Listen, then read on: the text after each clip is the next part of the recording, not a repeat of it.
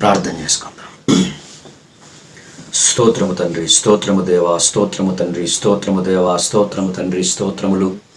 పరిశుద్ధుడా, ప్రేమగల తండ్రి, జీవాధిపతి, మీ పరిశుద్ధ నామాన్ని బట్టి మీకు వందనములు, స్తోత్రములు, స్తోత్రము చెల్లిస్తున్నాం. స్వామి, గతించిపోయిన కాలమంతా మీ కృపలో మమ్మల్ని కాచి కాపాడి భద్రపరిచి ఈ యొక్క దినమున దేవ, ఈ ప్రకారంగా దేవ మీ సన్నిధికి రావడానికి, మిమ్మల్ని మహింపరచడానికి దేవ, మిమ్మల్ని ఆరాధించుటకు దేవ ఇచ్చిన దినాన్ని సమయాన్ని బట్టి మీకు వందనాలు, స్తోత్రము చెల్లిస్తున్నాము. అయా, మా శరీరాత్మని సంపూర్ణముగా సజీవ యాగముగా దేవా మీకే సమర్పిస్తున్నాము. అయా, వాటిని అంగీకరించండి దేవా. మీరు అంగీకరింపకుండా దేవా ఏదైనా ప్రభువా హేమంగా ఉంటే వాటిని మీరు తొలగించి వేసి లయపరిచి వేసి దేవా ఒక ఇంపైన సువాసనగా, పరిమళ వాసనగా దేవా తండ్రి మా ఆరాధన ప్రభు మీరు అంగీకరించవలసిందిగా మేము బ్రతిమలాడుచున్నాము. సహాయం చేయండి. అయా పాటల ద్వారాను, అయా కీర్తన ద్వారాను, అయా వాక్య పరిచయ ప్రభు మీరు ఉండమని మేము బ్రతిమలాడుచున్నాము. స్తోత్రములు. సమస్త మానవ ఆత్మ ఏలుబడి తొలగించండి. అయా సమస్త దురాత్మ శక్తులు అధికారులు కూలగొట్టి దేవా మీ అధికారములో, మీ ఏలుబడిలో సమస్తము మీకు మహిమార్థంగా దేవా తండ్రి ప్రభువా కారణంతటిని మీరే సంపూర్ణంగా జరిగి సహాయము చేయమని సజీవయాగముగా సంపూర్ణముగా మనందరినీ మీకు సమర్పిస్తూ సమస్త మహిమ చెల్లిస్తూ యేసయ్య అతి పరిశుద్ధ నామమున అడుగుచున్నాము పరమ తండ్రి. ఆమేన్. ఆమేన్. అందరం కలిసి పాటలు పాడుకుందాము. మీరు మాతో కలిసి ఏకీవించాలి, చప్పట్లు కూడా కొట్టాలి, ఎవరు మౌనంగా ఉండకూడదు. ఓకే.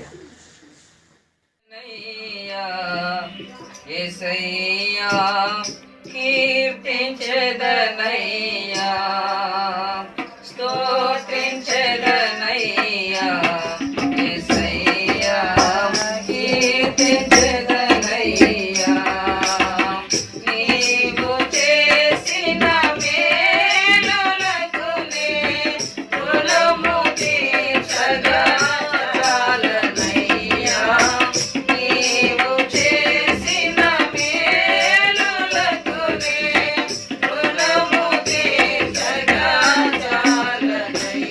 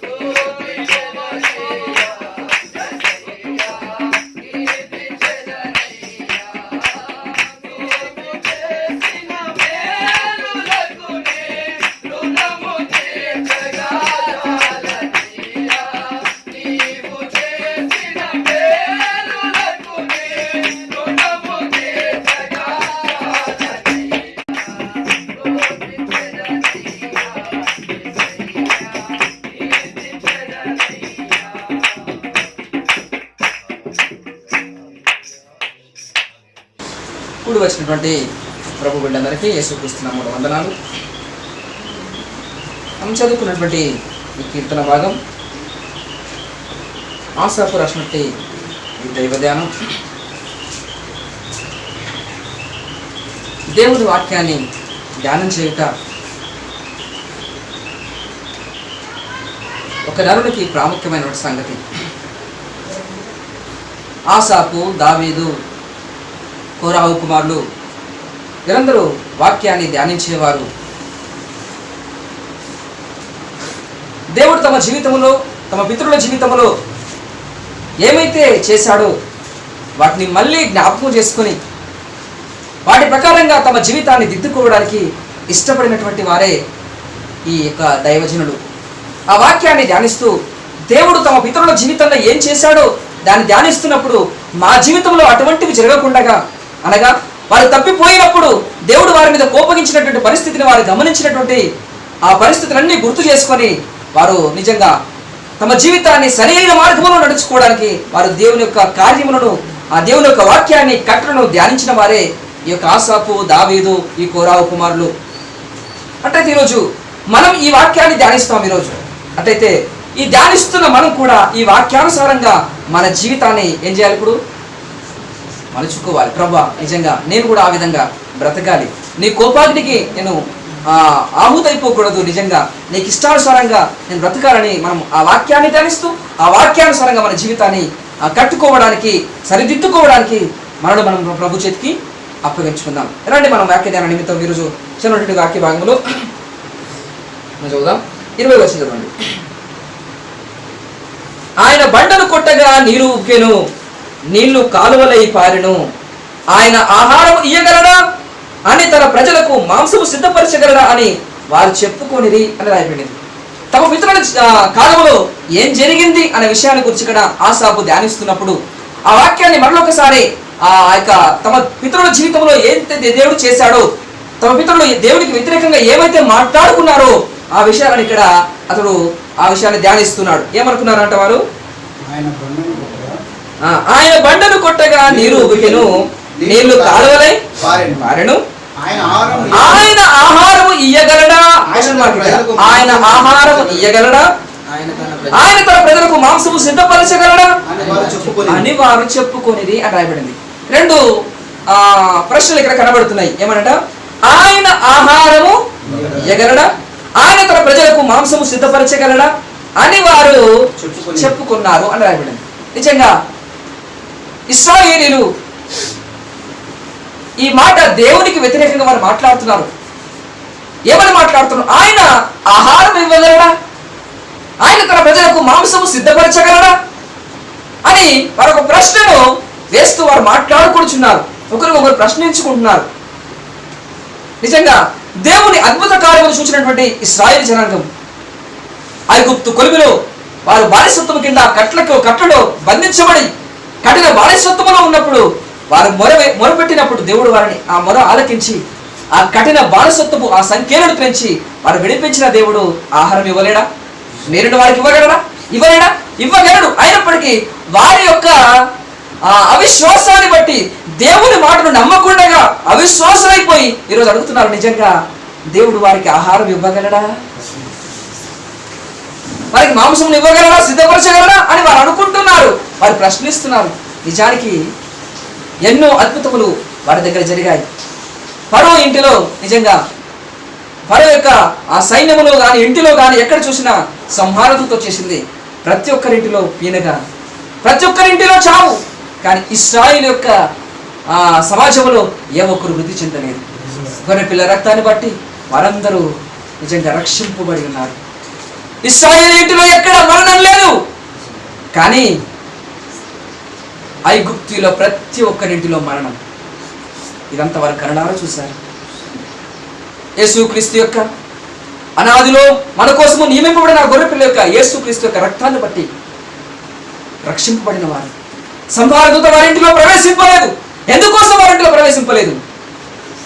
వారి ఇంటి ద్వార బంధాల మీద యేసుక్రీస్తు యొక్క రక్తపు మరక కనబడుతున్నారు. ఎవరి ఇంటి ద్వారం బంధం మీద ఆ రక్తం మరక ఉందో వారింటిలోకి సంహారదూత ప్రవేశింపలేదు. ఈరోజు మరణం మరణం మరణం అని ప్రపంచంలో ఎటు చూసినా మరణ ఘోష వినపడుచున్నది. ఎటు చూసినా చావే, ఎటు చూసినా మరణం, ఎటు చూసినా మరణమే. మరణం నుంచి విడిపించేవాడు యేసు మాత్రమే. నీ ద్వార బంధాల మీద యేసు యొక్క రక్తం వరకు కనబడితే సంహార దూత ఏ తెగులు నీ గుడారమును సమీపించాలని ప్రభు మన కోసం వాగ్దానం చేశాడు. ఆ వాగ్దానం నమ్ము. కానీ ఇశ్రాయేలు ఆ వాగ్దానం నమ్మలేదు. నిజంగా వారు రక్షింపబడ్డారు. వారి ముందు ఎర్ర సముద్రం పాయలుగా చీల్చబడింది. వారు కనులారా చూశారు. ఆ సముద్రము గుండా ఆడిన నేల మీద వారు నడిచి వెళ్ళిపోయారు. అరణ్యములోనికి వచ్చిన తర్వాత ఇప్పుడు వారే అరణ్యములో నడిచిన వీరే, సముద్రము గుండా బయటకు వచ్చిన వీరే ఈరోజు మాట్లాడుతున్నారు. అన్ని అద్భుతములు దేవుడు చేసిన తర్వాత ఐగుప్తు దేశంలో ఎన్నో అద్భుతములు చూసిన వీరు, అనుభవించిన వీరు ఇప్పుడు చెప్తున్నారు ఏంటంట, ఆయన ఆహారము ఇవ్వగలడా, ఆయన తన ప్రజలకు మాంసము సిద్ధపరచగలడా అని వారు అనుకుంటున్నారు. అనగా వారి యొక్క విశ్వాసం ఎక్కడికి వెళ్ళిపోయింది? దేవుడు సర్వశక్తిమంతుడని, భూమి ఆకాశం సృష్టించిన మా దేవుడు మాకున్నాడు అనేటువంటి విశ్వాసం నుంచి వారు ఇప్పుడు ఏమైపోయారు? వారి విశ్వాసం సన్నగిల్లిపోయింది. దేవుని మీద ఉన్న నమ్మకం నుంచి వారు దూరమైపోతున్నారు. అసలు ఎర్ర సముద్రము చీల్చిన వాడు, మరణం నుంచి వాడు విమోచించిన వాడు, కఠిన బానిసల సంఖ్యలను పెంచిన వాడు, ఇది మహా గొప్ప దేవుడు, భీకరుడైన దేవుని యొక్క సన్నిధిలో వారు నడిపించబడుతున్నటువంటి వారికి అగ్నిస్తంభం, మేఘస్తంభం వారి మధ్య నుండి వారు నడిపిస్తున్న ఆ దేవుని యొక్క మహిమలో వారుండి కూడా దేవుని నమ్మని అవిశ్వాసం. అందుకే అవిశ్వాసం మీద మాట్లాడుతున్నారు. ఏమిటంట, ఆయన ఆహారం ఇవ్వగలడా, ఆయన మాంసము సిద్ధపరచగలడా అని మీరు ఇట్లా మాట్లాడుతున్నప్పుడు నిజంగా దేవుని యొక్క కోపం వారి మీద రగులుకున్నది. ఎవరి మీద దేవుని యొక్క కోపం రగులుకున్నది? విశ్వసింపని వారి మీద. విశ్వసింపని వారి మీద దేవుని యొక్క కోపం రగులుకొనిచున్నది. ఎవరైతే విశ్వసిస్తున్నారో వారికి దేవుని యొక్క కోపం రాలేదు. ఈరోజు దేవుని యొక్క ఆగ్రహానికి మనం బలైపోవాలి అని అంటే నిజంగా అవిశ్వాసమైతే దేవునికి ఆగ్రహం వస్తుంది. కానీ దేవుని యొక్క కోపం ఎప్పుడైతే వారి మీదకి వస్తుందో, సంహరించబడుతున్నారో, అరణ్యములో ఇశ్రాయేలీయులు ఐగుప్తు దేశంలో ఉన్నప్పుడు సంహారం వారి మీదకి రాలేదండి, ఐగుప్తుల మీదకి వచ్చింది. కానీ అరణ్యం గుండా ఎవరైతే అవిశ్వాసంగా ఉన్నారో ఇశ్రాయేలు మీదకే సంహారం వచ్చేస్తుంది. ఒకప్పుడు తప్పించబడ్డారు, కానీ అవిశ్వాసం వలన మళ్ళీ మరణిస్తున్నారు. ఈరోజు మరణం నీ దగ్గరికి రాకూడదంటే విశ్వాసమై బ్రతుకు. విశ్వాసమై బ్రతుకు. నీ మీద దేవుని ఆగ్రహం కాదు, దేవుని యొక్క ప్రేమ, వాత్సల్యం నీ మీదకి వస్తుంది. దేవుని యొక్క వాత్సల్యం నీ మీదకి దిగాలి అంటే నువ్వు విశ్వసించు. అందుకే మోసే విశ్వసించాడు, అందుకే ఆయన దేవుని సన్నిధిలో ఉన్నాడు. యెహోషువ విశ్వసించాడు, కాలేబు విశ్వసించాడు, కానీ మిగిలిన వారు యెహోవాను విశ్వసించలేదండి. ఈరోజు మనం నిజంగా ఈ క్లిష్ట పరిస్థితుల్లో నీవు ఉండి నాకు దేవుడు ఏం చేయగలడు, నేను ఈ పరిస్థితిలో ఉన్నాను, దేవుడు నాకు సహాయం చేయగలడా అని నువ్వు దేవుడు అపనమ్మకం మీద దేవుని అనుమానిస్తున్నావా అట్లయితే దేవుని ఉగ్రత నీ మీదకి దిగుతుంది. దేవుని ఉగ్రతకు బలైపోతావు నీవు. కానీ నేను నమ్ముకున్న నా దేవుడు సర్వశక్తి గల దేవుడు అని ఆయనను నీ విశ్వాసం వస్తే నీకు ఆహారం మాత్రం కాదు, బండను కొట్టగా నీళ్ళు ఏమైపోయాయి? హల్లెలూయా, హల్లెలూయా. ఆయన గాలి విసిరేశాడు, ఏమైపోయింది? మాంసం. బండను కొడితే నీరు, గాలిని విసరచేసినప్పుడు మాంసము, రెక్కలు గల పిట్టలు, విస్తారమైన సమృద్ధి అయిన ఆహారం వారికి ఇచ్చాడు. అది మాత్రం కాదు, పరలోకములకు ఆహారం అనే ఆకాశములకు ఆయన ఆజ్ఞ ఇవ్వగా ఆకాశపు ధాన్యం కుమరించబడింది. ఆయన ఆహారం ఇవ్వగలడా అని చెప్పారు కదా, కళ్ళారా చూస్తున్నారు. ఆయన విశ్వాసం లేదండి, ఆయన విశ్వాసం లేదు. విశ్వసింపని వారి మీదకి దేవుని కోపం, ఉగ్రత వస్తున్నది. ఈరోజు నిజంగా మనం అందరం నిజంగా దేవుని ఎన్నిసార్లు అనుభవించాం, ఎన్నిసార్లు దేవునికి మేలు మీరు అనుభవించారో తెలియదు మనకి. రక్షింపబడిన దినం మొదలుకొని ఈ రోజు వరకు ఎన్ని మేలు మనం అనుభవించాలి, ఎంత దేవుని కృప మనం అనుభవిస్తూనే ఉన్నాం. అయినప్పటికీ మన అవిశ్వాసం వలన మనం దేవుని నుంచి ఏమైపోతున్నాం? దేవుని ఉగ్రత దిగడానికి కారణం ఎవరు? మన అవిశ్వాసం కాదు. ఇశ్రాయేలు మీదకి దేవుని ఉగ్రత ఏ విధంగా వచ్చి ఎందుకు వచ్చింది? వారిని ప్రేమించిన దేవుడు, వారి మనల్ని ఆలకించిన మన దేవుడు వారిని విడిపించుకొని వచ్చిన తర్వాత కూడా దేవుని యందు వారి విశ్వాసం ఉంచాలి. అందుకే దేవునికి కోపం వస్తుంది. మీరు అడుగుతున్నారు, దేవుడు మాకు ఆహారం సిద్ధపరచగలడా, దేవుడు మాకు సమృద్ధమైనటువంటి ఆహారం ఇవ్వగలడా, మాంసం సిద్ధపరచగలడా అని వారు అనుకుంటున్నారంటండి. ఒకరితో వారు మాట్లాడుకుంటున్నారు. ఇది మాట్లాడాలి. మరి ఏమనుకోవాలి? నిజంగా మన దేవుడు గొప్ప దేవుడు, ఎర్ర సముద్రం పాయలుగా చేర్చినవాడు, ఐగుప్తు దేశంలో మనం విడిపించినవాడు, నిజంగా ఈ అరణ్య యాత్రలో మనకు కావాల్సిన వాటిని సమృద్ధిగా ఇవ్వగలడు అని విశ్వాసంతో చెప్పగలిగిన వారు ఉండాలి. కానీ ఈ విశ్వాసం ఎవరిలో కనబడడం లేదు.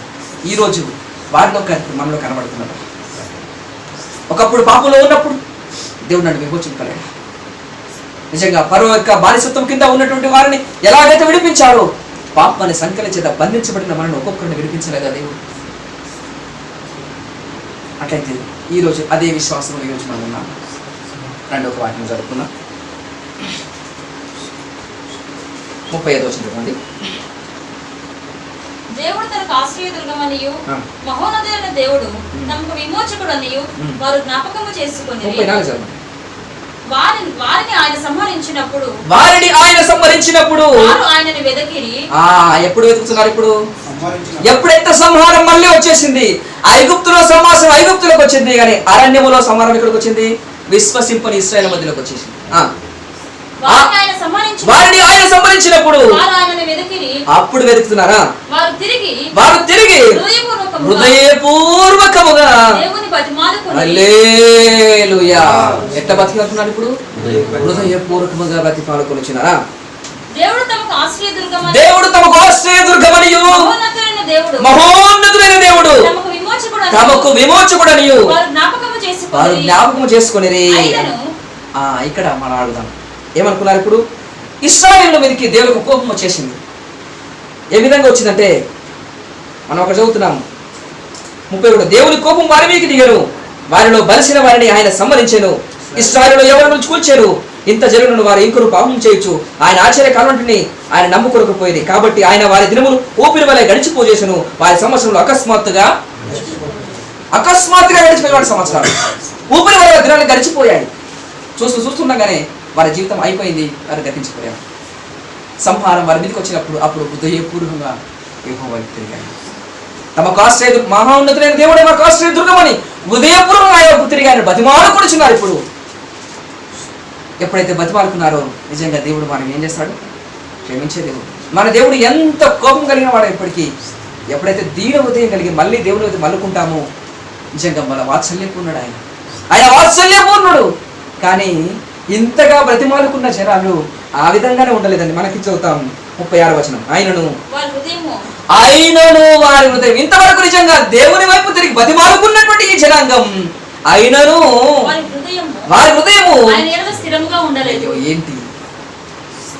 ఆయనను ఇంతగా బతిమాలుకున్నావు కదా, సంహారం వచ్చింది కదా, మీ దినాలు గతించిపోవచ్చినవి, అప్పుడు దేవుని వెతికావు, వెతికిననేమో బతిమాలుకున్ననేమో అదే స్థితిలో నిజంగా దేవుని ఎంత నమ్మకం కలిగి విశ్వాసం కలిగి ఆపూర్వకంగానే ఉంటే ఎంత బాగుండేది. కానీ ఆయనను అని రాయబడింది అక్కడ. ఆయనను వారి హృదయము ఆయన ఎడల స్థిరముగా, ఎందుకు స్థిరముగా వారి హృదయము అదే విధంగా ఉండడం లేదు? ఆయనను వారి హృదయం ఆయన ఎడల స్థిరముగా ఉండలేదు. ఆయన నిబంధన వారు నమ్మకముగా దేవుడు వారి నిబంధన ఇస్తే దాన్ని నమ్మకముగా గైకొనలేదు. ఇంకా నోటి మాటతో వారు ఆయన ముఖస్తుతి చేసిరి. నోటి మాటతో ముఖస్తుతి చేశారు, తమ నాలుకలతో ఆయన యొద్ద. ఇది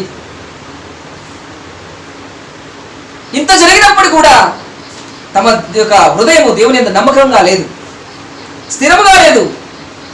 దాని యొక్క దేవుడి ఆ నిబంధన వారు నమ్మకంగా గైకొనలేదు, వినలేదు. అది మాత్రం కాదు, నోటి మాటతో మాత్రమే ఆయన ముఖస్తుతి చేస్తున్నారు. నోటితో మాత్రం దేవుని స్తుతిస్తున్నారు, ముఖస్తుతి అన్నారు. ఇంకేం చేస్తున్నారంట? తమ నాలుకతో ఆయన యొద్ద బొంకిరి. దేవుని యొద్దనే మాట్లాడుతున్నారు, దేవుని యొద్దనే ఉన్నారు, దేవునితో మాట్లాడుతున్నారు. ఏం చేస్తున్నారు? దేవుని ముఖస్తుతి చేస్తున్నారు. అనగా పైకి దేవుని స్తుతిస్తున్నారు, హృదయంలో మాత్రం దేవునికి స్తుతి లేదండి. అవునా కదా? పైకి మాత్రం చేస్తున్నారు, దేవుని స్తుతిస్తున్నట్టే కదా, మాత్రం ముఖస్తుతి చేస్తున్నారు. కానీ ఏం చేస్తున్నారు? హృదయంలో మాత్రం నిజమైన స్తుతి. అట్టయితే ఈరోజు ఇశ్రాయేలు ఆ విధంగా ఉన్నారు. ఇప్పుడు మనం ఏదైనా మనం పాట పాడుతున్నాం, ప్రార్థిస్తున్నాం, ఆరాధిస్తున్నాం, కానీ ఆ మన ఆరాధన మన స్తుతి హృదయపూర్వకంగా ఉన్నదా లేకపోతే ముఖ స్తుతిలా ఉన్నదా? అనగా ఒక వ్యక్తిని మనం చాలా మంచివాడు, చాలా గొప్పవాడు మన దగ్గర పొగుడుతాం, కానీ వెనక్కి వెళ్ళిన తర్వాత ఇంకోరం అంటాం, బేకార్ అంటాం. దాన్ని ఏమంటాం? ముఖ స్తుతి అంటాం. అనగా ముందుకు పొగుడుతాం, వెనక మాత్రం పొగడం. అవునా కదా? అనగా పైకి మాత్రం మాట ఏమంటుంది? పొగిడినట్టుగానే ఉంటుంది, హృదయంలో మాత్రం ఆ భావన మాత్రం లేదు. లోపల భావం లేకుండా పైకి ఎంత ఆయన స్తుతించినప్పటికీ అది ముఖస్థుతి అంటారు దాన్ని. అంటే ఇప్పుడు దేవుని ముందుకు వచ్చి దేవుని యొక్క వాడు స్తుతిస్తున్నట్టుగా ఉంది, కానీ ఏం చేస్తున్నారంట?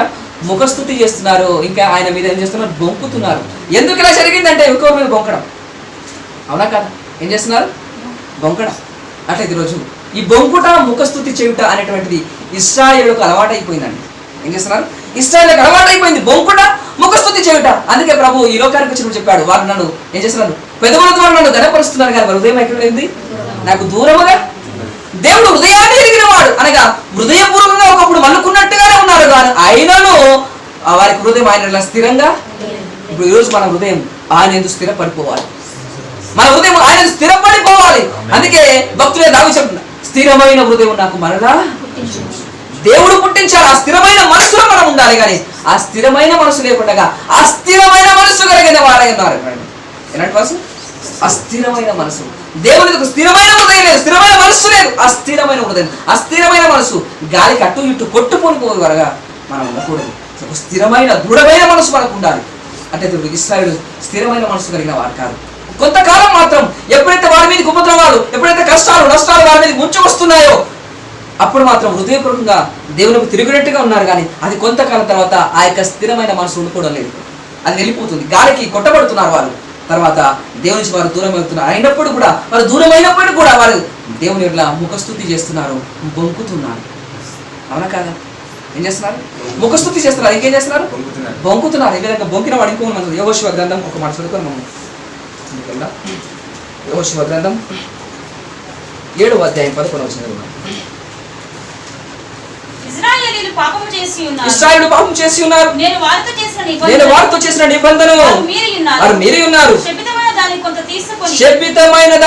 తీసుకొని దొంగిలి బొంకి తమ సామానుల దాన్ని ఉంచుకొని ఉన్నారు. దొంగిలి ఏం చేశాడు? మళ్ళా బొంకాడు. దొంగిలి ఏం చేశాడు? బొంకి ఏం చేశాడు? తమ సామానులు దాచుకొని ఉన్నాడు. ఇక్కడ కూడా మనకు కనబడుతున్నాయి. ఇశ్రాయేలు ఏం చేశారు? చదవండి. కాబట్టి ఇశ్రాయేలు శాపగ్రస్తులై ముందు చదవండి. ఇశ్రాయేలు పాపము చేసి ఉన్నారు. ఇశ్రాయేలు ఏం చేశారు? పాపము చేసి ఉన్నారు. నేను వారితో చేసిన నిబంధనను వారు మీరి ఉన్నారు. నిబంధన మీరిపోయారు. శపితమైన దానికి కొంత తీసుకొని దొంగిలించి బొంకి తమ సామానులో దాన్ని ఉంచుకొని ఉన్నారు. ఇది శపితమైన దానిలో కొంత తీసుకొని ఏం చేశారు? దొంగిలి బొంకి. దొంగతనం చేయడమే పాపం, కానీ ఇంకేం చేశారు? ఇక బొంకుతున్నారు. ఈరోజు నీవు దొంగతనం చేసావా, బొంకావా అనే సంగతి నీకు నువ్వే తెలుసుకుంటావు. మనం అందరం మన జీవితంలో ఇంకా బ్రదర్ మీరు ఎందుకు ఆత్మీయంగా దిగజారిపోతున్నారంటే ఇంకొకరు మనం బొంకుతాం. పలాని పాస్టర్ గారి వలన, లేదా పలానా సిస్టర్ వలన, పలానా బ్రదర్ వలన నేను దిగజారిపోవడానికి కారణం వారే అని మనం చేస్తాం, బొంకడం. ఇక్కడ ఈ ఆకారం కూడా ఏం చేస్తున్నప్పుడు శపితమైన దానిలో కొంచెం ఏం చేశాడు? దొంగిలాడు. దొంగిలించి వీడే, కానీ బొంకడం వల్ల వీడే. దొంగిలించింది ఎవరు? ఆకారే, కానీ బొంకేది ఎవరు? వల్ల ఆయనే. ఇశ్రాయేలు పాపం చేశారు, దేవుని దృష్టికి శాపగ్రస్తులుగా మారిపోతున్నారు. దొంగతనం చేస్తున్నారు, బొంకుతున్నారు. అట్లయితే రోజు ఈ ఆకారం కూడా ఏం చేశాడు? బొంకాడు. ఆ బొంకిన వారి మీద ఏమొచ్చేసింది? శాపమాతగా నాశనం వచ్చేసిందండి. శపితమైన దాన్ని ఎప్పుడైతే తీసుకున్నాడో, బొంకుతున్నాడో, ఇశ్రాయేలుకి ఏమైపోతుందో ముందు జయం లేదండి, అపజయమే. ఈరోజు నిజంగా దేవుడు మన మధ్యలో ఉండాలి. మనకు జయం దొరకాలంటే ఈ శపితమైన దాన్ని దొంగిలించి బొంకిన వాడు ఏమైపోవాలి? ఈరోజు వాడు వేరు చేయబడాలి. ఈరోజు మనమందరం ప్రభు సన్నిధికి వచ్చాం. నిజంగా నేను ఎవరికైనా బొంకుతున్నానా? ఒకవేళ దేవుడి దగ్గరకు వచ్చి బొంకి లేదా ముఖస్థుతి చేసి నిజంగా నా హృదయం దేవుడిలో స్థిరంగా లేకపోతే నేను కూడా అలాంటి వాడని. అవునా కదా? అంటే ఈరోజు ప్రభు నా పరిస్థితి ఏ విధంగా ఉంది? ఇశ్రాయేలు వలె నిజంగా కఠినమైన పరిస్థితి వచ్చినప్పుడు హృదయపూర్వకంగా బతిమాలుకుంటున్నాడు, ప్రార్థిస్తున్నాడు, రోధిస్తున్నాడు, కన్నీరు కాడుస్తున్నాడు. కానీ ఆ కష్టం తీరిపోగానే మళ్ళీ ఆ దీనస్థితి వెళ్ళిపోతుంది. ఆ కష్టం నా ఎదురు నుండి వెళ్ళిపోగానే మళ్ళీ నాకు యథార్థ హృదయం కరువైపోతుంది, దూరం అయిపోతుంది. మళ్ళీ నేను దేవునికి దూరం అయిపోతుంది. ప్రార్థిస్తున్నాను, పాట పాడుతున్నాను, ఆరాధిస్తున్నాను, కానీ ముఖస్థుతి చేసినట్టుగానే ఉంటుంది, బొంకినట్టుగానే ఉంటుంది. అట్లయితే ఈ పరిస్థితిని మనకి ఏమైపోవాలి ఇప్పుడు? అట్లయితే ఈరోజు నిజంగా ఆయన వాత్సల్యపూర్ణుడు. ఆ మాట చదువుతున్నాం.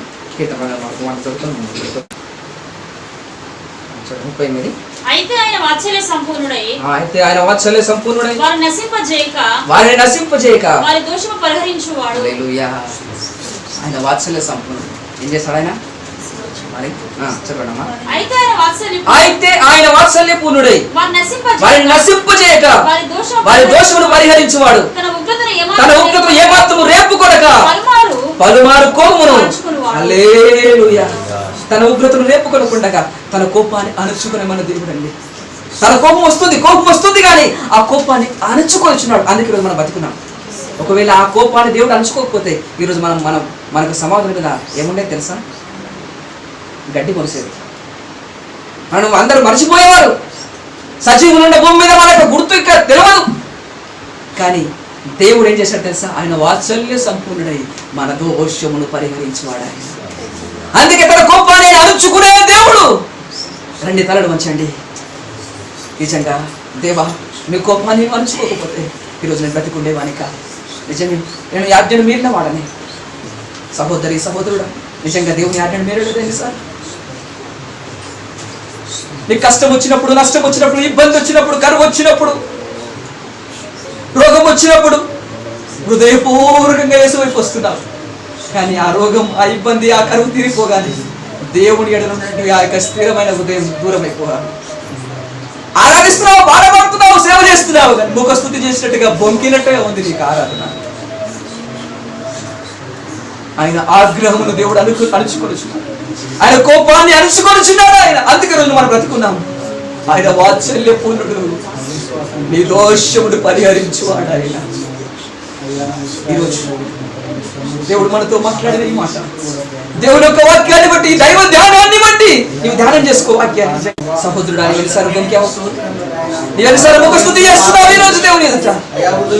ఏమైపోతుందో ఎక్కడో పరిస్థితి ఏమంటున్నావు. కానీ నేను నమ్ముకున్న నా దేవుడు సజీవుడు నమ్మకం నీకుందా? విశ్వాసం నీకుందా? ఎట్టి పరిస్థితుల్లోనైనా, ఎట్టి సమయంలోనైనా నా దేవుడు నమ్మదగిన వాడు. ఈ విశ్వాసం నీకున్నదా? ఆహారం కోసమే కొట్లాడాలి కానీ దేవుని యొక్క వాగ్దానం కోసం కొట్లాడాలి.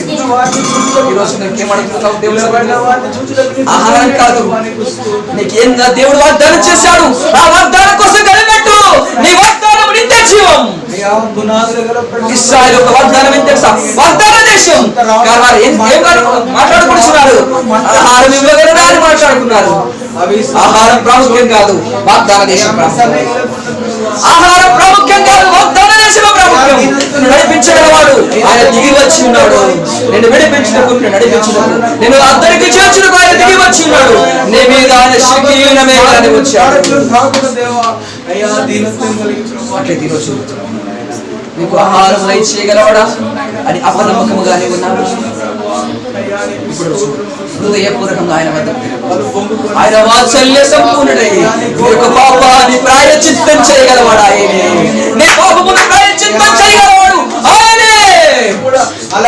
ప్రభావాలను కరుణించి మరి రాజా మిత్రుడు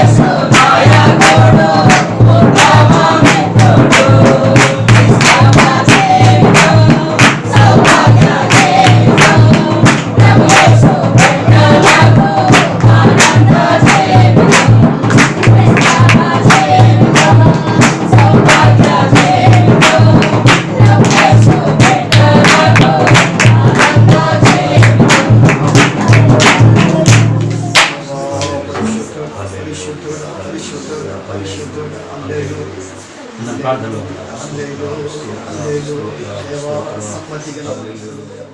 వాక్య ధన్యమితమై యోహాను సువార్త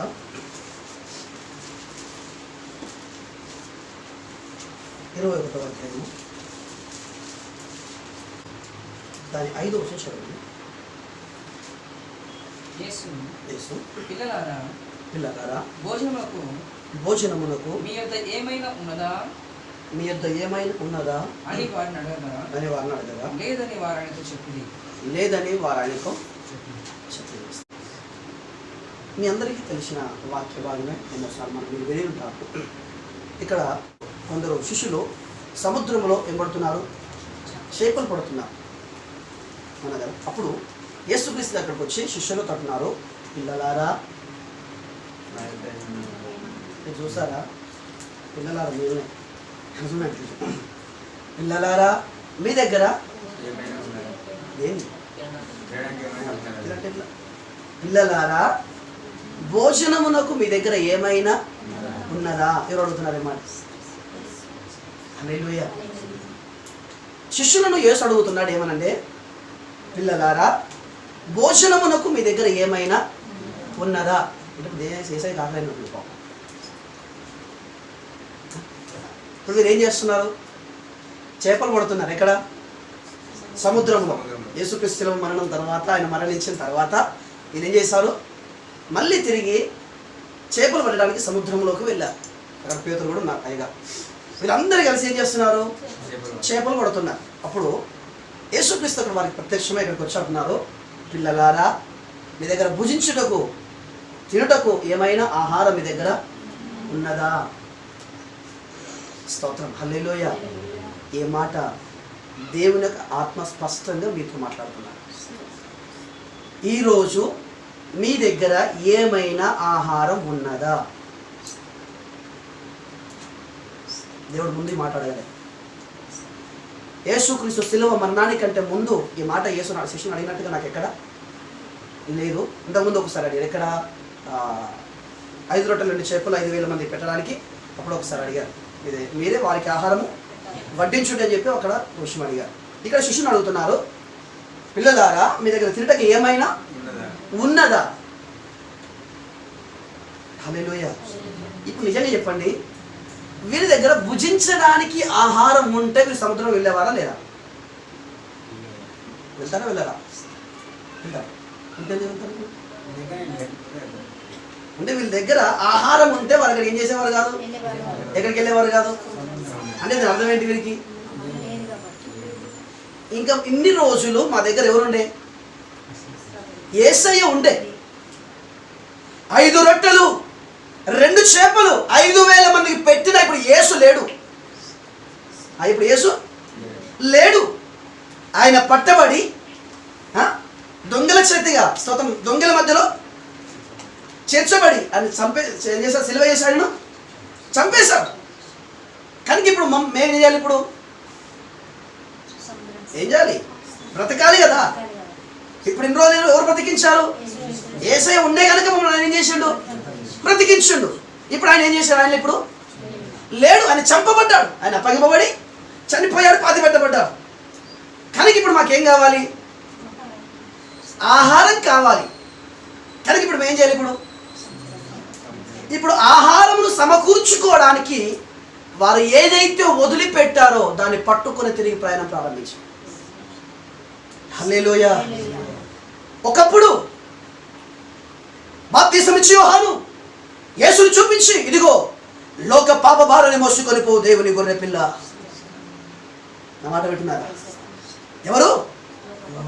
యోహాను యేసుని చూపించి స్వస్థత సువార్త కాదు, ఆశీర్వాద సువార్త కాదు, స్తోత్రం కలగాక గొర్రె పిల్ల యొక్క సువార్తను యోహాను ప్రకటిస్తున్నాడు. అంటున్నాడు, మేము సిలువ పెట్టిన క్రీస్తును మీ కళ్ళని మేము ప్రదర్శించింది, ప్రత్యక్షపరిచింది అంటున్నారు. హల్లెలూయా. అట్లయితే ఇప్పుడు బాప్తిసం ఇచ్చే యోహాను ఆయన శిష్యులకు ఏం బోధిస్తున్నాడు?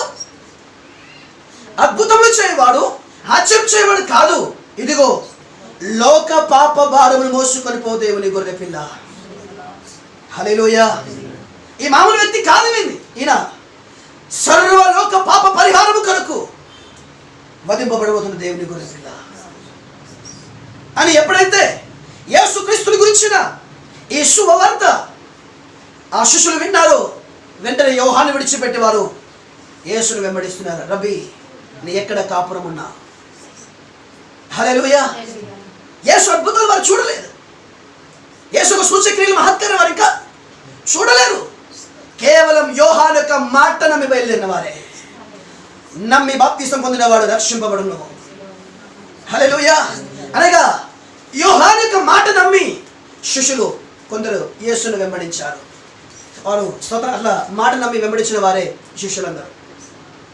స్తోత్రం, హల్లెలూయా. ఇప్పుడు యోహాను యొక్క మాట వింటున్నప్పుడు వారికి ఏమనిపించాలి అంటే, లోక పాప భారాన్ని మోసుకొని పో దేవుని గొర్రెపిల్ల అని యోహాను యేసు గురించి చెప్తున్నప్పుడు, ఆ మాట విన్నప్పుడు వారి గురించి ఒక చింత కానీ ఆలోచన కానీ వారికి ఏమీ లేదు. వారికి తమకున్న సమస్తాన్ని వదిలిపెట్టి వారు యేసును వెంబడించారంట. వారి ఆహారం గురించి కానీ, వస్త్రం గురించి కానీ, ఆహారం గురించి కానీ, వారు దేని గురించి వారు ఏం చేయలేదు, చింతించలేదు. తమకున్న సమస్తమును వదిలిపెట్టి వారు యేసును వెంబడించారు. తమ నావను, తమ వలను, తమ కలిగిన వాటన్నిటిని ఏం చేశారు? వారు వదిలిపెట్టి వారు ఎవరు వెంబడించారు? ఇప్పుడు యేసును వారు వెంబడించారు. ఈలాగు యోహాను మాట విని, లేకుంటే కొందరు యేసయ్య మాట విని తమకున్నవన్నీ విడిచిపెట్టి యేసును వెంబడించిన శిష్యులు ఇప్పుడు ఎక్కడున్నారు?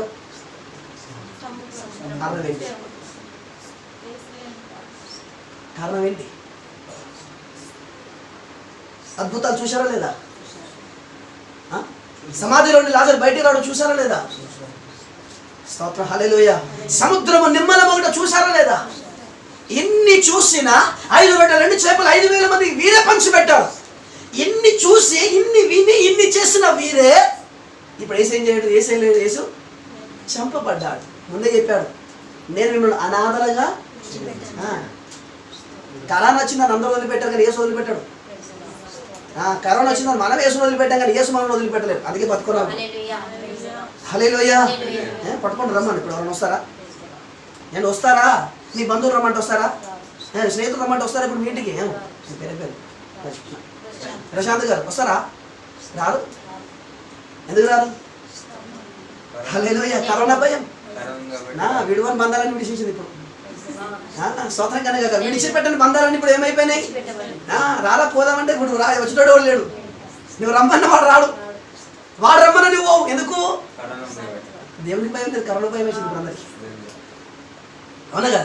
స్తోత్రం. ఈ విధంగా చూస్తే ఇన్ని అనుభవించిన శిష్యులు యేసు మరణం తర్వాత ఇప్పుడు సముద్రంలోకి వెళ్ళి చేపలు పడుతున్నారు. అప్పుడు యేసయ్య మళ్ళీ వారిని కోపగించలేదు. ఏమన్నాడు? పిల్లలారా, ఉందా ఏమైనా? కష్టపడ్డావు కదా, నన్ను విడిచిపెట్టి మళ్ళీ వచ్చారు కదా మీరు, ఏం ఉన్నా మీ దగ్గర? హల్లెలూయా. నేను మరణించానని, నేను సమాధి చేయబడ్డానని, ఇక నేను తిరిగి లేవనని మీరు అనుకున్నారా? నేను సజీవులకు దేవుడను, మృతులకు దేవుడను కాదు. హల్లెలూయా. మరణము యేసును బంధించి ఉంచుట అసాధ్యం. ఓ శిష్యులారా, మీరు ఆరాధిస్తున్న దేవుడు ఇన్ని సంవత్సరాలు ఏ దేవునికి మీరు వెంబడించారో ఆ దేవుడు సమాధిలో కుళ్ళిపోయేవాడు కాదని మీరు విశ్వసిస్తున్నారా?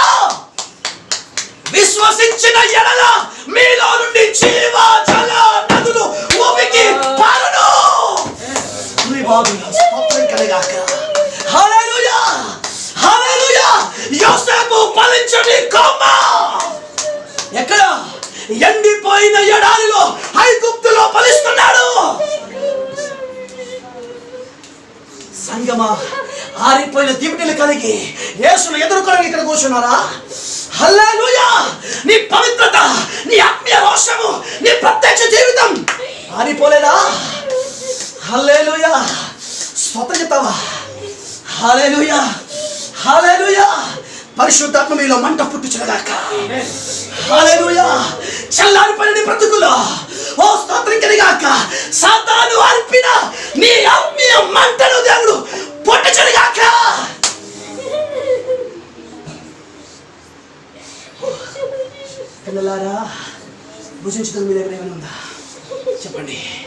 ఏమైనా ఉందా? స్తోత్రం, హల్లెలూయా. ఏమైనా ఉందా? ఎండిది కదా, ఎండిపోయారు. స్తోత్రం కనగాక. 3 బారిన జీవితాలను చిగురింపజేసేవాడు. దేవుని ఆరాధించి స్తోత్రం కనగాక. హల్లెలూయా.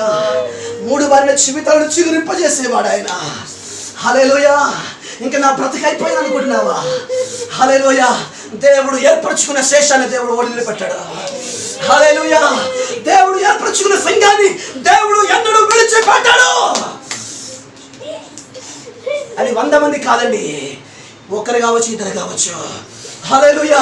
ఐగుప్తు దేశములో కొన్ని వేలాది రథములు, గుర్రములు, బలములు, సైన్యము కలిగిన, హల్లెలూయా, సమస్త బలము కలిగిన వారి మధ్యలో ఎండిన భూమిలో ఒక్క మొక్క మొలుస్తుంది. స్తోత్రం కలగాక. అది యోసేపు అనే మొక్క. ఓ స్వార్థముతోను, గర్వముతోను, అహంకారముతోను, తిరుగుబాటుతోను, వ్యభిచారముతో నిండిపోయిన ఐగుప్తు దేశములో ఒక్క పసి మొక్క మొలుస్తుంది. ఒక యవన కాల మొక్క మొలవడం ప్రారంభమైంది. హల్లెలూయా. అది మొలిసి దాని యొక్క నీడ ఐగుప్తు దేశం పాకడానికి కొన్ని సంవత్సరాలు పట్టింది.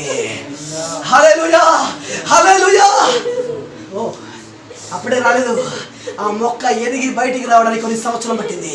కానీ ఆ నీడ దేశము కమ్మే వరకు ఆ చెట్టు ఎన్నో శ్రమ అనుభవించింది. హల్లెలూయా. ఐగుప్తు దేశంలో తన సొంత వారు అమ్ముకున్నారు కదా, తన సొంత వారు వెలివేసలేదు అనుకున్నారు. స్తోత్రం కనుగాక. కనీసం ఇక్కడ నేను ఫలిస్తానేమో అనుకున్నాడు. కానీ ఇంటికి రాలేదండి, చెరసాలను ఉండాల్సి వచ్చింది.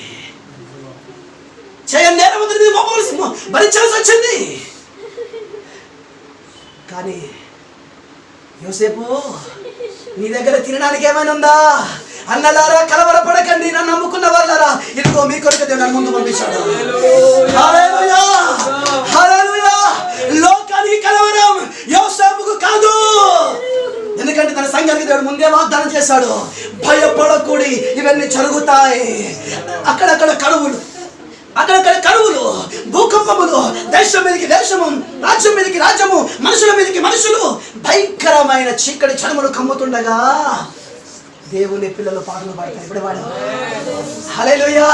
ఇది కొత్త కాదు మనకి, ఇది మన కొత్త కాదు. హల్లెలూయా. కేవలం ఒక నూతన అనుభవం మాత్రమే. హల్లెలూయా. యోసేపుకి విషయం కొత్తది కాదు. ఈ యుద్ధం ఇప్పుడు కాదు, ఇంట్లోనే ప్రారంభమైంది. హల్లెలూయా. బ్రతుకుదామన్న నిరీక్షణ కానీ, బ్రతుకుతున్న కోరిక కానీ, నా సొంత వారే, నా స్వకీయులను బ్రతకడానికి నాకు ఎవరో అవకాశం చూపలేదు. నాకున్న ఆత్మీయ ప్రత్యక్షతను బట్టి, నాకున్న ఆత్మీయ దర్శనం చెప్తున్నప్పుడు నా వారు నన్ను అంగీకరించలేదు, నన్ను అంగీకరించలేదు, నా వారు నన్ను అమ్ముకున్నారు. కానీ యోసేపు ఫలిస్తున్నాడు. పిల్లలారా, ఇప్పుడు చెప్పండి, ఆహారం ఎవరి దగ్గర ఉండాలి?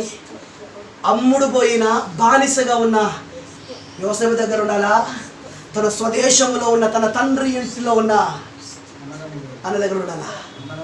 ఎవరి దగ్గర ఉంది? ఇప్పుడు చెప్పండి, ఎక్కడ ఉంది? హల్లెలూయా. నిజంగా అయితే ఆహారం ఎక్కడ ఉండాలి? స్తోత్రం. యాకోబు ఇంటిలో, ఇశ్రాయేలు ఇంటిలో ఉండాల్సిన ఆహారము ఇశ్రాయేలు ఇంటిలో లేదు, ఐగుప్తులో ఉంది. హల్లెలూయా. కేవలం తన తండ్రి ఇంటి వారు మాత్రమే కాదు, ప్రపంచ దేశములో ఉన్న వారందరూ తినడానికి ఉన్న ఆహారం యోసేపు దగ్గర దాచబడింది. హల్లెలూయా. మరుగైన మన్నాను మీకు భుజింపనెత్తును. హల్లెలూయా. అది లోకానికి మరుగైనది, అది ఐగుప్తులకు మరుగైనది, కానీ నా ప్రవక్తలకు మరుగు కాలేదు. హల్లెలూయా. దాన్ని తిన్నంతగా తినిపిస్తా. ఇదిగో నీ కొరకే నేను సిద్ధపరచబడింది. హల్లెలూయా. ఇదిగో నీ కొరకే నా దుఃఖము, నా బాధ, నా కన్నీరు, నా సమస్తము నీ కొరకే కదా. హల్లెలూయా. నీ వాక్కులను నేను అడగను. హల్లెలూయా. నీ ఆకలి తీర్చడానికి నేను వదిలిపడ్డాను. హల్లెలూయా, హల్లెలూయా. ఏమంటున్నారండి ఇప్పుడు? పిల్లలారా, మనకెంత కోపం వస్తుంది? ఇన్ని రోజులు మీకు వాక్యం నేర్పించాను, ఇన్ని రోజులు మీకు ఉపదేశం నేర్పించాను, కానీ మీరు ఎట్లయిపోతారని మనం ఏం చేస్తాం? కానీ ఏసైకి వచ్చింది. పిల్లలారా, దూషించడానికి ఏమైనా ఉందా మీ దగ్గర? హల్లెలూయా. మీరు భుజించడానికి కనీసం నాకు పెట్టగా మీకు తినడానికి మీ దగ్గర ఏమైనా ఉందా? కనీసం మీ ఆత్మీయ క్షేమాభివృద్ధి కొరకు మీరు మీ కుటుంబం బ్రతకడానికి మీ దగ్గర మీ కుటుంబంలో వాక్యం ఉందా? 100 మందిని కాదు, మీ ఆత్మీయ జీవితాన్ని మిమ్మల్ని మీరు బ్రతికించుకునే ఆహారం మీ దగ్గర ఉందా? హల్లెలూయా. అనుదిన ఆహారం నేడు మాకు దయచేయు. హల్లెలూయా. అనగా ఏ రోజున్న ఆహారం కనీసం 100 మంది కాదు, మీ కుటుంబాన్ని మీరు పోషించుకునే ఆహారం మీ దగ్గర ఉందా? వారు అనుకున్నారు, అయ్యో మా నాయకుడు వారు చంపేశారు, నేను సమాధి చేయబడింది, ఇప్పుడు మా పరిస్థితి ఏంటి? ఇన్ని రోజులు ఇది మంచి ఆహారం మాకు దొరికింది, కానీ ఇప్పుడు మా గురువే చంపబడ్డాడు, ఇప్పుడు మా పరిస్థితి ఏంటి? మేము ఎట్లా బ్రతుకుతాలి? మా కుటుంబాన్ని ఎట్లా పోషించాలి? మా పరిస్థితి ఏంటి అని పేతురు అంటున్నాడు, నేను చేపలు పట్టడానికి పోతాను. ఏదో వదిలిపెట్టొచ్చాడో మనం తిరిగి అడిగేస్తున్నాడు అక్కడికి. సముద్రానికి వెళ్ళి మన చేపలు పడుతున్నారు. హల్లెలూయా. సోత్రికరికి ఒక చేప పడలేదు. ఏసయ్య చెప్తున్నాడు, మళ్ళీ వీళ్ళ దగ్గరికి సముద్రం దగ్గరికి వచ్చాడు. మళ్ళీ ఏసయ్య, పిల్లలారా మీరు భుజించడానికి మీ దగ్గర ఏమైనా ఉందా? సంగమా, 2 చేతుల దండం మీరు చెప్తున్నాను, మీ కుటుంబాన్ని మీరు పోషించుకోవడానికి కనీసం మీ ఆత్మీయ జీవితాన్ని మీరు పోషించుకున్న ఆహారాన్ని మీరు సమకూర్చుకున్నారా? మీ దగ్గర ఉందా? ఇన్ని రోజులు మీరు తిన్న వాక్యం ఏమైపోయింది? హల్లెలూయా. 3.5 సంవత్సరాలు ఎన్నో మేలు మీరు అనుభవించారు, మీరు పంచి పెట్టారు. 12 గంపలు కూడా మీరు ఎత్తారు. అయ్యో 12 గంపలు ఎత్తిన వాళ్ళారా, ఈరోజు తినడానికి కూడా తిండిది ఒక గింజ కూడా మీ దగ్గర లేదు కదా, ఒక గింజ కూడా మీ దగ్గర లేదు కదా. స్తోత్రం. మళ్ళీ ఏం చేస్తున్నాడు? సముద్రాన్ని ఆశ్రయిస్తున్నారు. ఈ సముద్రంలో మనం పడుతుందేమో అని, కానీ రాత్రంతా శ్రమపడిన ఒక్క చేప పడలేదు. హల్లెలూయా. ఎన్నో కష్టపడినా కానీ స్తోత్రికనే కాక వారికి ఏమి. హల్లెలూయా. దేవుడు చెప్పాడు మళ్ళీ ఏమని, స్తోత్రికనే కాక. హల్లెలూయా. కనుక మనం చూస్తున్నారు స్తోత్రం. పిల్లలారా మీరు భుజించడానికి మీ దగ్గర ఏమైనా ఆహారము ఉన్నదా? స్తోత్రికనే కాక వారి దగ్గర ఏమీ లేదు. అప్పుడు దేవుడు అన్నాడు, వరుడించిన తర్వాత అప్పుడే పెనం మీద కాలుతున్న స్తోత్రం, కాలుతున్న స్తోత్రంగా రొట్టె వారికి చేప వారికి కనబడింది, మీరు తినండి. హల్లెలూయా. తినమని వారికి తిని మనం చేస్తున్నారు, వారికి భుజింపనిస్తున్నాడు. స్తోత్రం కనిగాక. హల్లెలూయా. అట్లయితే స్తోత్రం కనిగాక ఈ విధంగా వారు 3.5 సంవత్సరాలు వారు యేసును వెంబడించారు. యేసు అద్భుతములు, ఆశ్చర్యకార్యాలు, మహత్కార్యాలు ఎన్నో వారు అనుభవించారు, పంచిపెట్టారు. అయినప్పటికీ యేసు శిలువ మరణం తర్వాత స్తోత్రం కనిగాక వారు యేసును విడిచిపెట్టి వెళ్ళిపోయారు. నిజంగా చూస్తే వారు యేసు వారు శరకంగా వారు విడిచిపెట్టారు, కానీ స్తోత్రం కనిగాక దేవుని ముందే చెప్పాడు, నేను మిమ్మల్ని అనాథలుగా విడిచిపెట్టను, ఆదరణకర్తని ఇద్దరు పంపిస్తాను. హల్లెలూయా. ఆయన మరణానికంటే ముందే వారి కోసం ప్రార్థన కూడా చేశాడు. యోహన్నా చదువుతున్నారు స్తోత్రం కనిగాక. హల్లెలూయా. తండ్రి మీరు నేను స్తోత్రం అప్పగిస్తున్నాను, మీరు కాపాడమని వారి కోసం ప్రార్థన కూడా చేశాడు. కనుక స్తోత్రం కనిగాక. పిల్లలారా మీరు భుజించుటకు ఆహారం ఏమైనా ఉందా? స్తోత్రం కనిగాక. అట్లయితే ఈరోజు మీ దగ్గర దేవుడు ఇప్పుడు అడుగుతున్నాడు, పిల్లలారా మీ దగ్గర ఏమైనా ఉందా? అవును ప్రభువా ఉంది. ఏంటి? స్వార్థం ఉంది ప్రభువా. ఏంటి? గర్వం ఉంది ప్రభువా. ఏంటి? వేషధారణ ఉంది ప్రభువా. ఏంటి? అహంకారం. అవును, ఎన్నో లోక సంబంధమైన, శర సంబంధమైన, పాప సంబంధమైన అనేకమైన మనం కలిగి ఉన్నాం, కానీ జీవాహారమైన యేసుని కలిగి ఉన్నావా? హల్లెలూయా. స్తోత్రం. హల్లెలూయా. పిల్లలారా మీరు తినడానికి ఏమైనా ఉందా? అవును ప్రభువా, నా దగ్గర అయితే ఏమీ లేదు. వారు ఒప్పుకుంటున్నారు, మా దగ్గర ఏమీ లేదు, మేము స్తోత్రం దిగజారిపోయాం, మేము ఓడిపోయాం, నిన్ను విడిచిపెట్టి మళ్ళీ సముద్రం ఆశ్రయించాం.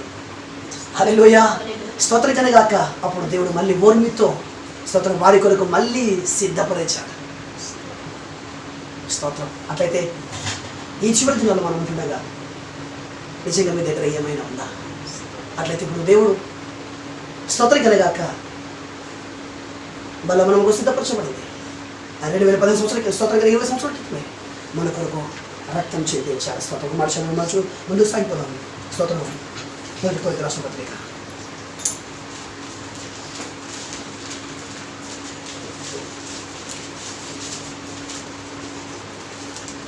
10 11వ అధ్యాయం 23వ వచనం.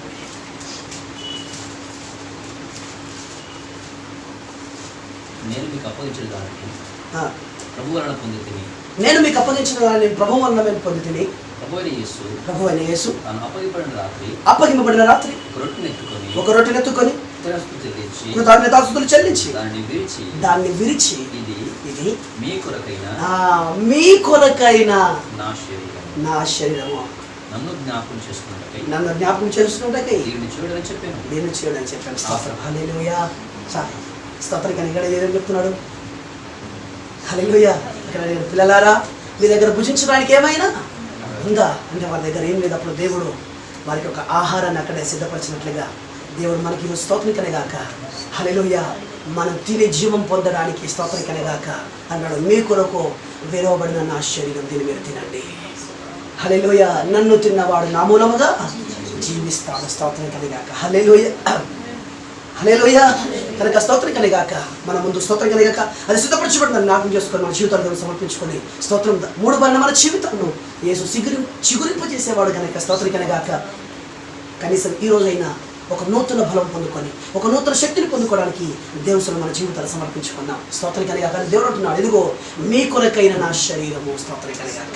హల్లెలూయా. అనగా స్తోత్రికనే గాక. నా కొరకు నీ కొరకు మనందరి ఆహారము ఆహారము కొరకు ఇదిగో పశు వధింపబడింది. స్తోత్రికనే గాక. దేవుడు చెప్తున్నాడు, ఇదిగో లోక పాప భారాన్ని మోసుకొని పోవు దేవుని గొర్రె పిల్ల. అవును, ఆ గొర్రె పిల్ల అయిన క్రీస్తు నీ కొరకు నా కొరకు ఆ కల్వరిశిలో విరవబడ్డాడు. హల్లెలూయా. ఎందుకు కొరకు విరవబడ్డాడు? స్తోత్రికనే గాక. తప్పికొన్న వాళ్ళారా నా ఎద్దుకు రండి. రూకలు లేకయ్యే స్తోత్రికనే గాక. దప్పిక తీర్చుకోండి. స్తోత్రికనే గాక. అందుకే నన్ను తిన్నవాడు నా మూలముగా జీవిస్తాడు. అందుకే దేవుడు చెప్తున్నాడు, స్తోత్రం. మీ కొరకై విరవబడిన నా శరీరము దీన్ని మీరు తినండి. స్తోత్రికనే గాక. దీన్ని మీరు త్రాగండి. ఇది నా రక్తము. స్తోత్రికనే గాక. హల్లెలూయా. అంటే స్తోత్రికనే గాక. దేవుడు మళ్ళీ స్తోత్రికనే గాక తన సంఘాన్ని ఉజ్జీవపరచడానికి స్తోత్రికనే గాక నలిగిపోయిన స్తోత్రికనే గాక. హల్లెలూయా. స్తోత్రికనే గాక. దేవుని నుండి దూరం అయిపోయిన మనల్ని దేవుడు మళ్ళీ తనకు పిలుస్తున్నాడు. స్తోత్రం. నిన్ను బలపరచడానికి తన శరీరం అనే వాక్యాన్ని నేను తినిపిస్తున్నాడు. స్తోత్రికనే గాక. హల్లెలూయా. స్తోత్రికనే గాక. స్తోత్రం. ఏలియా స్తోత్రికనే గాక. చెట్టు కింద కూర్చొని ఏడుస్తున్నాడు. హల్లెలూయా. అందరు శత్రువులు అయిపోయారు. చెట్టు కింద కూర్చొని ఇద్దరు కూడా ఏడుస్తున్నప్పుడు స్తోత్రికనే గాక దేవుని ఒక దూత వచ్చి రొట్టెయు నీళ్ళు ఇచ్చే స్తోత్రికనే గాక ప్రభు అతన్ని బలపరిచి స్తోత్రం యోహోను అభిషేకించడానికి ఏలియాను పంపిస్తున్నాడు. హల్లెలూయా. హల్లెలూయా. అట్లయితే స్తోత్రికనే గాక. ఈరోజు కూడా స్తోత్రికనే గాక. నీ ఓటమిని అపజయం దోషులు ఒప్పుకొని, ప్రభువా నిజంగా నా దగ్గర ఏమీ లేదు, ఏదో ఉందనుకున్నాను, కానీ ఆ ఉన్నది నన్ను బ్రతికింపలేకపోయింది. నిజంగా చెప్పండి, ఈరోజు ఇన్ని రోజులు సహవాసానికి కొన్ని లేకపోతే దూరం అయిపోయినప్పటికీ మనం విన్న వాక్యంలో ఉన్న వాక్యం మనల్ని బ్రతికింపజేస్తున్నా, పాపములో పడిపోకుండా లోకములో పడిపోకుండా సాతానుకు మన అవకాశం ఇవ్వకుండా ప్రతిదినము జయ జీవితాన్ని మనం జీవిస్తున్నామా? హల్లెలూయా. నీ వాక్యం నన్ను బ్రతికించేది, బాధలో నాకు నెమ్మదినిచ్చేది. స్తోత్రికనే గాక. హల్లెలూయా. అట్లయితే స్తోత్రం చేస్తున్నాం.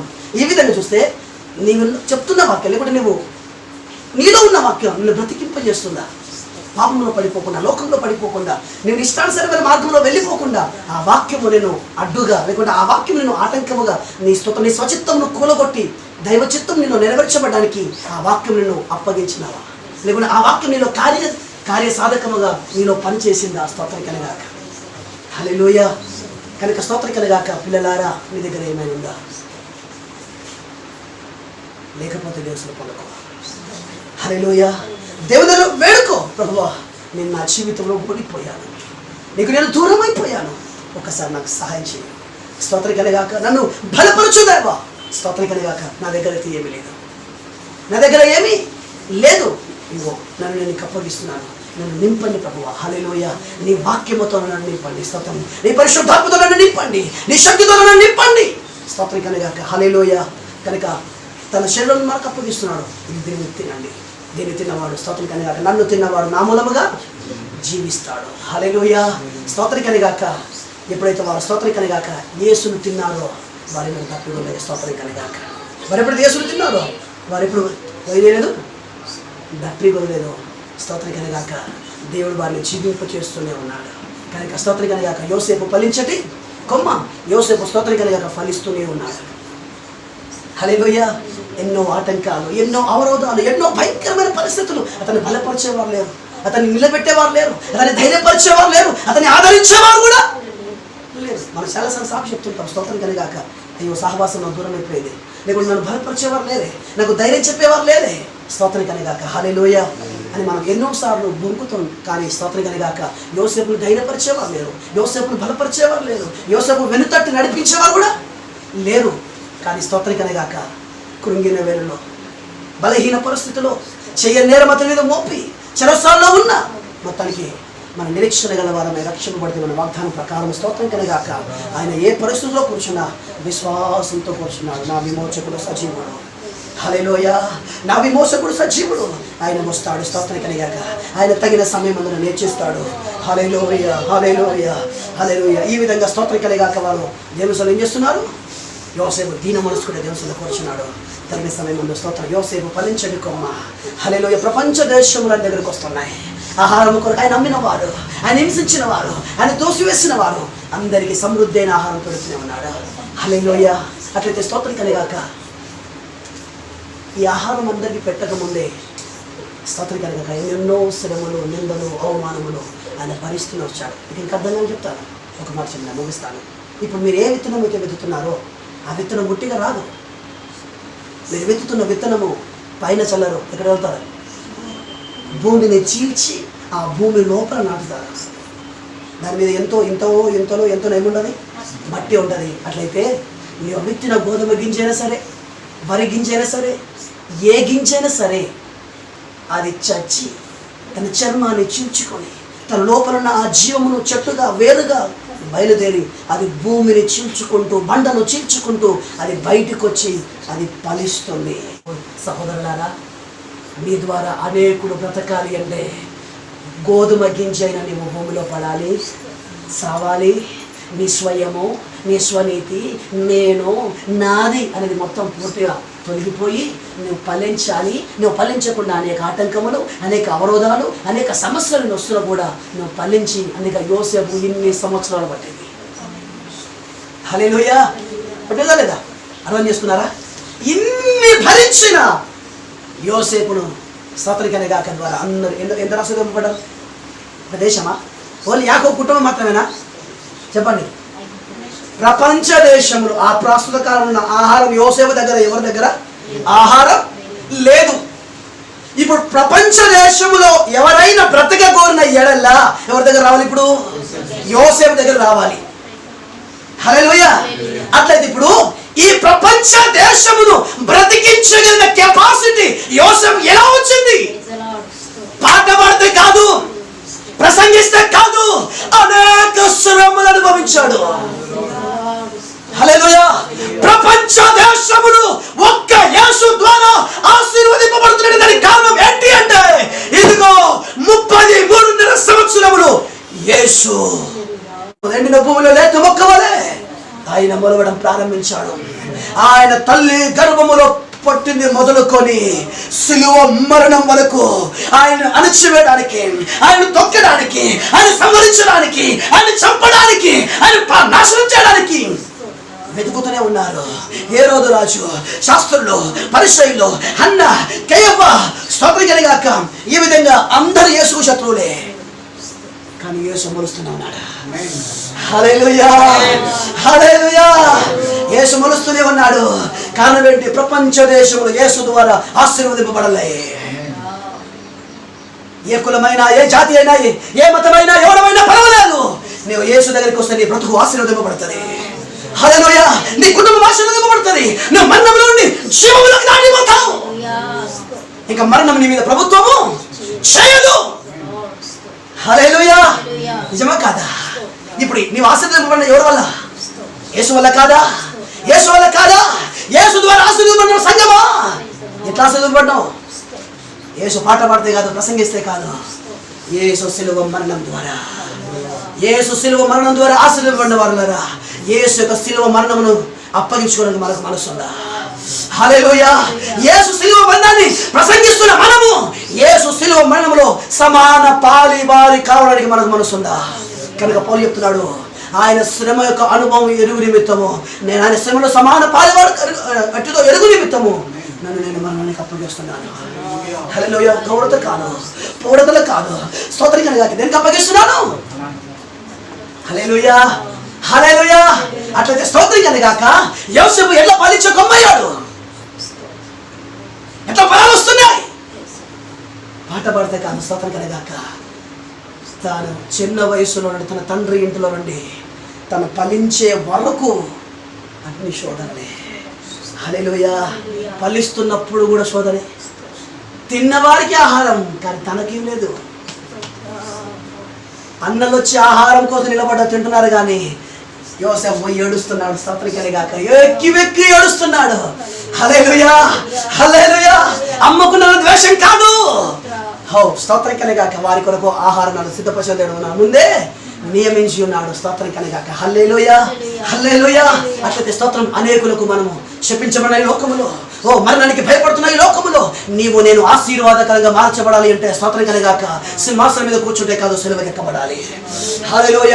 అనేకులకు శాపాన్ని మనం భరించాలి, అనేకులు స్తోత్రం కలగాక నిందను మనం భరిస్తూ స్తోత్రం కలగాక సాగిపోవాలి. హల్లెలూయ.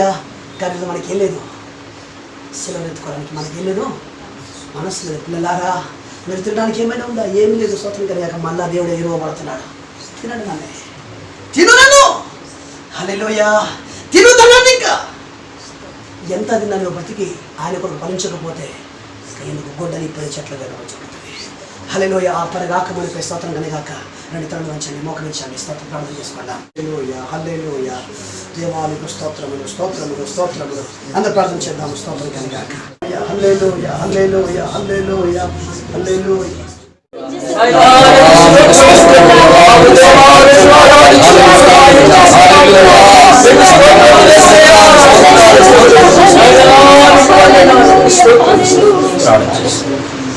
గొప్ప దేవ, సర్వాధికారి, జీవాధిపతి, మహోన్నతుడా, ఈ నామమునకు లెక్కలేని వందనములు స్తోత్రం చెల్లిస్తున్నాము. ఉదయకాలంలో కొన్ని మధ్యాహ్న కాలం మట్టుకు వాటి ద్వారాను ఆయా కీర్తన వాక్యంలో వారి యొక్క బలను అన్నింటిలో మీరుండి మీకు మహిమకరంగా దేవ అయా తండ్రి యొక్క ఆరాధనకు జరుగుతున్న కొన్ని వందనములు స్తోత్రములు స్తోత్రములు స్తోత్రం చెల్లిస్తున్నాము. బలహీనంగా వారి ముట్టండి, స్వస్థపరచండి అయ్యా తండ్రి. ఏ బిడ్డ ఎట్టు కొట్టుతున్నారో మీకు తెలుసు దేవా. మరి సమస్త అక్కడికి మీ నామేమో తీర్చమని ప్రతి నడుచున్నాము. శారీరక, మానసిక, ఆత్మీయ విడుదల మీరు కలిగించండి దేవా. మీకు స్తోత్రాలు అయ్యా తండ్రి. ఎవ్వరు లేనప్పుడు ప్రభువా ఒక ఐగుప్తులను ఎట్లయితే ప్రభువా యోసేపు ఫలించినాడు దేవా తండ్రి. మేము ఇప్పుడు దేవా ప్రకారంగా దేవా అనేకమైన మంచి ఫలములు దేవా, ఆత్మ ఫలములు ప్రభువా ఫలించే విశ్వాసము దేవా తండ్రి, అతి సమర్పణ దేవా మాకు దయచే దేవా. మీకు స్తోత్రం. సహాయం చేయండి. సంఘాన్ని, సావాసములు అందరినీ మీకే సమర్పిస్తూ సమస్త భయము చెల్లిస్తూ యేసయ్య అతి పరిశుద్ధ నామమున అడుగుచున్న పరమ తండ్రి, ఆమేన్. తండ్రి అని దేవుని ప్రేమ, కుమారుడు యేసుక్రీస్తు కృప, పరిశుద్ధాత్మ యొక్క అన్యోన్య సావాసము కూడిన మనకును లోకంలోని సకల పరిశుద్ధ సదాకతుడు అనిపించునుగాక.